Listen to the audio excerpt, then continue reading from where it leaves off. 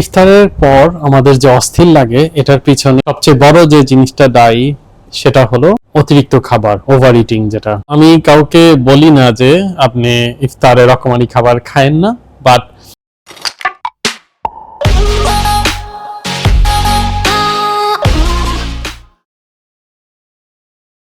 ইফতারের পর কি শান্তি, যে আমাদের যে ভাল লাগে একটা মিষ্টি বাতাস। আমাদের মধ্যে কেউ কেউ আছেন যাদের ইফতারের পর বেশ অস্থির লাগে।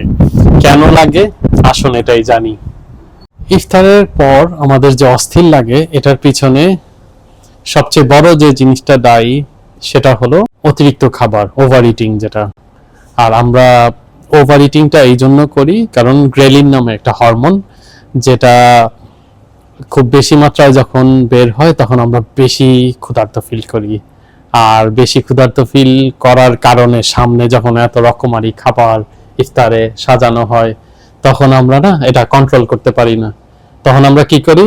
ওভার ইট, অনেক বেশি খাই। এই খাবারটা ডাইজেস্ট করা এত কঠিন হয়ে যায় আমাদের বডির জন্য যে আমরা অস্থির ফিল করি। কেউ কেউ বুক জ্বলে, কারো কারো খুব ফাঁপা ফিল হয়, ব্লোটিং ফিল করি আমরা। তো এই ব্যাপারগুলো আরেকটু ভালোভাবে জানতে আমি বলবো যে আপনি কি দিয়ে ইফতার খুলেন। আমরা সাধারণত ভাজা পোড়া অতিরিক্ত ফ্যাট জাতীয় জিনিস অথবা স্টার্চি জিনিস, যেমন ধরেন বেগুনি, পেঁয়াজু, এই টাইপের জিনিস খাই। তো এটা আমাদের ডাইজেস্টিভ সিস্টেমের উপর এমন প্রেসার ফেলে যে আমরা অস্থির ফিল করি।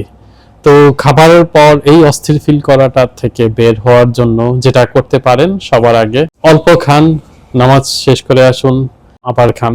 কিংবা আরো ভালো হয় যদি আপনি একবারে এশা নামাজ পড়ে বাকিটা খান। সোজা কথা হলো আমাদের খাওয়ার পরিধিটা কমাতে হবে, পরিমাণটা কমাতে হবে। তো আমি কাউকে বলি না যে আপনি ইফতারে রকমারি খাবার খায়েন না, বাট আপনি ওটার অর্ধেক খাবেন, তারপরে অর্ধেক পরে খাওয়ার জন্য রেখে দিবেন। আপনি দেখবেন যে খিদাটা না পরে মরে যায়, মানে এত আর খেতে হয় না আর কি। পরে আমরা যখন এক বৈঠকে বসে খাই, আমরা যখন ইফতার খুলি, এটা আমাদের কালচারাল ব্যাপার, ধর্মীয় ব্যাপার, আমরা অনেক অনেক বেশি খেয়ে ফেলি। এটা আমরা যে রোজা রাখার কারণে আমাদের বডিতে যে বেনিফিটটা হয়, এইটা ইনসুলিন স্পাইকের কারণে এটা ডিসরাপ্ট হয়ে যায়, মানে বেনিফিটটা থাকে না। রোজা রাখার বেনিফিটটা রাখার জন্য আমাদের অতিরিক্ত ইফতারে একসাথে অতিরিক্ত খাবার খাওয়াটা ঠিক না। আর আমরা দেখা যায় যে অস্থির ফিল করি ইফতারের পরে। তো এমন কোনো রকেট সায়েন্স না এটা, শুধু এটাই আমার সাজেশন যে খাবার সাজানো থাকবে প্লেটে, দেখবেন, দোয়া করবেন, খাবেন, সবকিছু জায়গা মতো, বাট পরিমাণটা অর্ধেক খাবেন। আপনার মাথায় থাকবে যে আমি এই প্লেটের অর্ধেক শেষ করব, অর্ধেক পরে খাবো।